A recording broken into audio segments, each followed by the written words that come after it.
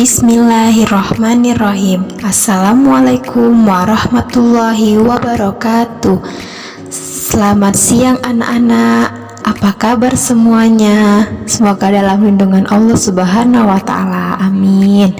Baiklah, hari ini kita akan belajar tentang taat dan patuh terhadap orang tua. Sepertinya ibu lihat anak ibu hari ini hadir semua ya. Alhamdulillah. Baiklah, langsung saja kita hari ini sebelum belajar kita baca doa terlebih dahulu. Bismillahirrahmanirrahim. Raditu billahi rabbah wa bil islami dinah wa bi Muhammadin nabiyya wa rasulah. Rabbi zidni ilman warzuqni fahman. Amin. Shadaqallahul azim. Masya Allah, anak-anak ibu luar biasa sekali ini. Baiklah, materi kita hari ini tentang taat dan patuh kepada orang tua. Anak-anak, ada yang tahu pengertian taat dan patuh kepada orang tua? Nah, taat kepada orang tua merupakan hormat, berarti menghargai, takzim, dan hikmat kepada orang lain, baik kepada orang tua, guru, maupun sesama anggota keluarga. Laku taat kepada orang tua ditunjukkan dengan berbakti kepada orang tua. Berbakti kepada orang tua itu dijelaskan dalam Al-Quran surat Al-Baqarah ayat 83. Nah, anak-anak, perilaku hormat kepada orang tua itu ada bermacam-macam. Nah, kita lihat ya. Yang pertama, senantiasa berbuat baik dan bersikap hormat, baik dalam tingkah laku maupun tutur kata. Lalu yang kedua, menuruti saran orang tua selama itu baik dan tidak melanggar ajaran agama. Yang ketiga, membantu orang tua. Yang keempat, mendoakan orang tua. Dan yang kelima, menjaga dan merawat orang tua. Anak-anak, hikmah dari taat dan patuh kepada orang tua, ada yang tahu? Yang pertama, mendapat pahala dari Allah karena perbuatan taat merupakan amalan yang baik. Yang kedua, jika orang tua ridho, maka kita mendapat ridho dari Allah karena ridhonya orang tua, ridhonya Allah. Lalu yang ketiga, menghilangkan kesulitan yang dialami. Lalu diluaskan rezeki dan diberkahkan umurnya dan memasukkan kita ke dalam surganya Allah. Siapa yang tidak mau masuk surga? Pasti semuanya mau masuk surga kan?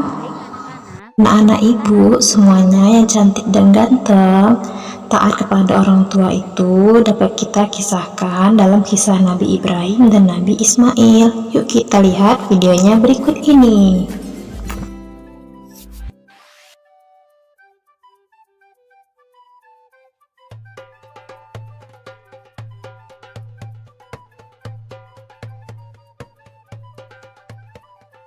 Nabi Ibrahim mempunyai dua istri. Istri pertama bernama Sarah dan istri kedua bernama Hajar. Sarah melahirkan seorang anak laki-laki yang dinamakan Ishak dan Hajar melahirkan anak laki-laki juga yang bernama Ismail. Sarah merasa kurang senang hidup bersama Hajar. Berkali-kali ia meminta kepada suaminya agar Hajar dan anaknya dipindahkan ke tempat lain. Akan tetapi, Nabi Ibrahim tidak segera menurutinya. Barulah setelah menerima perintah dari Allah, Nabi Ibrahim mengajak Hajar dan Ismail pindah ke Mekah. Ismail yang masih menyusu pada waktu itu terpaksa harus mengikuti kedua orang tuanya menempuh perjalanan yang begitu jauh dan melelahkan. Hajar dan Ismail ditempatkan di daerah padang pasir yang tandus, sunyi, dan terik matahari yang menyengat kulit.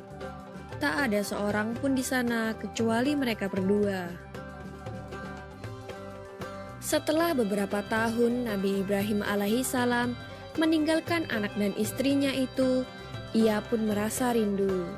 Beberapa kali ia mengirim utusan untuk melihat keadaan anak dan istrinya itu.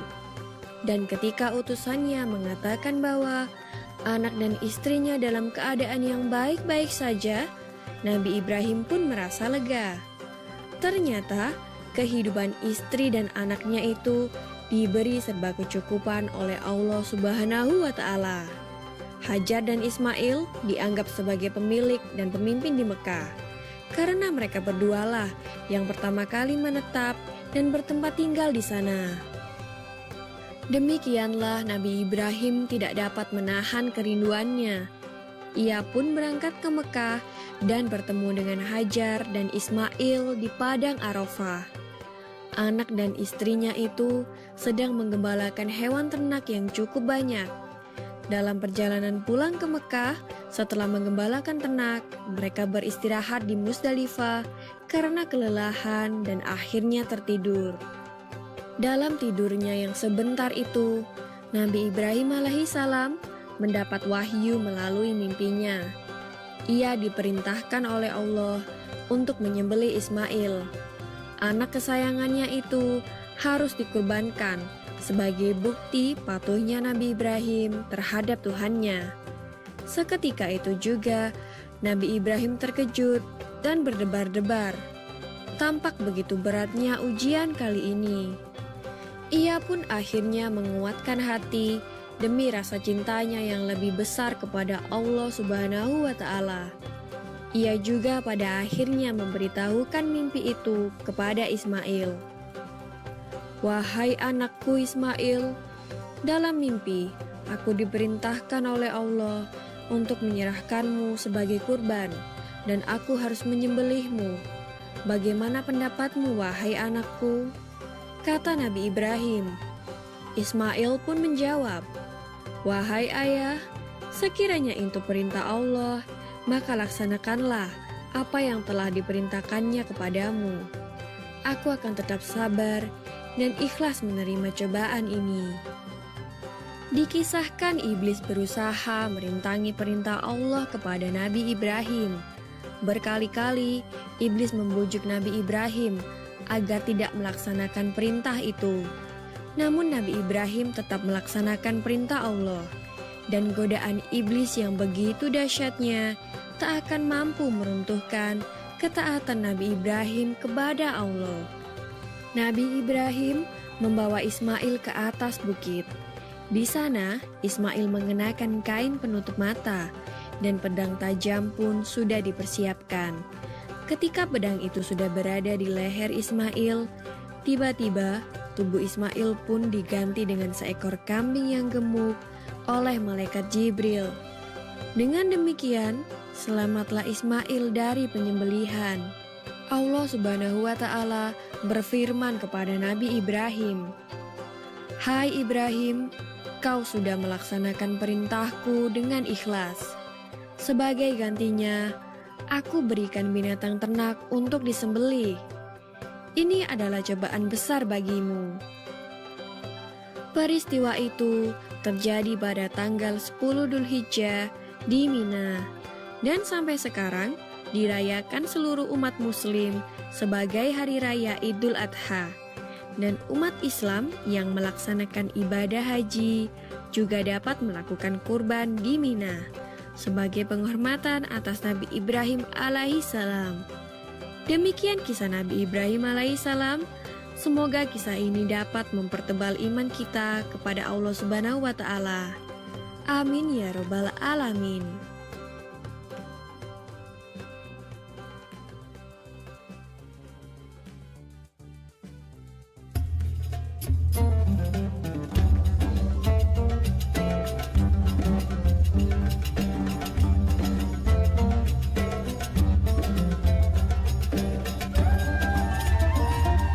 Masya Allah, luar biasa sekali ya anak-anak, cerita dari kisah Nabi Ibrahim dan Nabi Ismail ini. Nah anak-anak, ada yang tahu hikmah dari kisah Nabi Ibrahim dan Nabi Ismail? Ada yang tahu anak-anak ibu? Coba, ada yang tahu di sini? Hayo, apa? Yuk kita bahas. Yang pertama, proses pencairan air dilakukan oleh Hajar ke Bukit Safa dan Bukit Marwah diabadikan Allah dalam proses ibadah haji yang disebut dengan sa'i. Lari-lari kecil dari Bukit Safa ke Bukit Marwah sebanyak 7 kali saat ibadah haji. Yang kedua, air yang keluar dari pijakan kaki mungil Ismail dinamakan air Zam-Zam. Yang ketiga, bangunan suci yang dibangun oleh Nabi Ibrahim dan Nabi Ismail bernama Ka'bah. Ka'bah merupakan kiblat kaum muslimin ketika mendirikan sholat dan tempat untuk berhaji.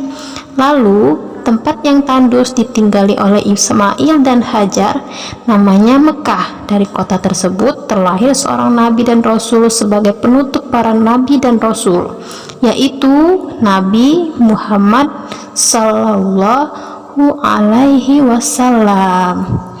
Begitu ya anak-anak. Nah, anak-anak ibu meneladani perilaku Nabi Ismail. Itu yang pertama ada Nabi Ismail tidak menolak ketika Nabi Ibrahim diperintah untuk menyembelihnya. Nabi Ismail meminta ayahnya agar segera melaksanakan perintah Allah. Lalu Nabi Ismail tidak membenci ayahnya meskipun ketika bayi ditinggalkan di padang yang tandus. Lalu Nabi Ismail bersikap sopan dan santun kepada orang tuanya. Masya Allah ya anak-anak, sikap dari Nabi Ismail ini boleh kita contoh. Nah anak-anak, selanjutnya dari kisah tadi, pelajaran yang bisa kita tiru dalam perbuatan sehari-hari. Yang pertama adalah taat kepada Allah dalam keadaan senang maupun susah. Yang kedua, ridho Allah tergantung ridho orang tua. Yang ketiga, semua perintah Allah harus diutamakan dan dilakukan dengan ikhlas semata-mata karena Allah. Lalu, menyampaikan pesan harus dengan baik dan tidak memaksa. Lalu yang kelima, menumbuhkan kesadaran dialog daripada pelaksanaan dan ancaman. Nah, anak-anak, setelah ini ibu akan memberikan tugas pada anak-anak untuk dikerjakan di rumah. Baiklah, sesudah dari pelajaran tadi, kita akhiri pelajaran kita hari ini dan selesai belajarnya. Seru kan anak-anak pelajaran hari ini? Baiklah anak-anak, ibu akhiri pelajaran hari ini dengan membaca doa. Bismillahirrahmanirrahim. Allahumma arinal haqqo haqqan warzuqna tiba'ahu wa arina batila batilan wa arzuqna tinabahu. Shadaqallahul azim. Baiklah anak-anak, terima kasih banyak ya sudah mengikuti pelajaran ibu pada hari ini. Semoga ilmunya berkah dan bermanfaat untuk kita semua. Baiklah, kita sudahi pelajaran kita hari ini dengan mengucapkan alhamdulillahirabbil alamin. Baiklah, ibu pamit dulu ya. Assalamualaikum warahmatullahi wabarakatuh. Dadah.